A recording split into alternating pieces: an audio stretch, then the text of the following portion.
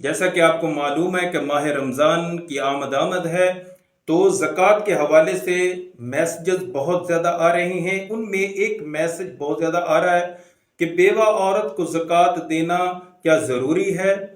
تو جی محترم، یہ کہنا غلط ہے کہ بیوہ عورت کو زکوٰۃ دینا ضروری ہے۔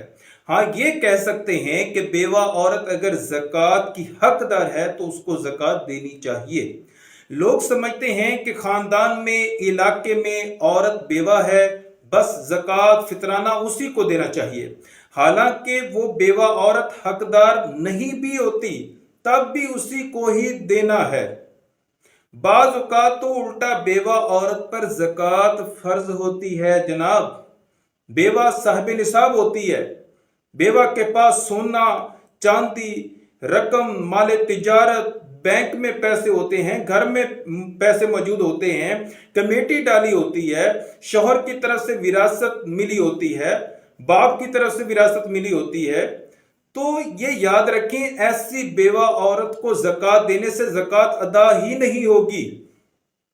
ہاں ٹھیک ہے، ویسے آپ ان کی مدد کرنا چاہیں، نفلی صدقات سے ہیلپ کرنا چاہیں، کر سکتے ہیں، لیکن زکوٰۃ فطرانہ شرعی فقیر کو ہی دینا ہوگا، تبھی ادا ہوگا۔ دیکھیں، شریعت نے بیوہ کا معیار نہیں رکھا ہے، شریعت نے زکوٰۃ کے لیے، فطرانہ کے لیے صاحب نصاب کا معیار رکھا ہے۔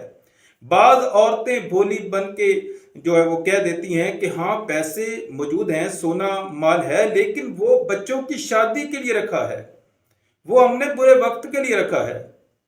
شریعت کہتی ہے کہ وہی اپنے اوپر خرچ کرنا ہوگا، آپ زکوٰۃ فطرانہ نہیں لے سکتے، اللہ اس کا بھی انتظام فرما دے گا، اللہ پر بھروسہ رکھیں۔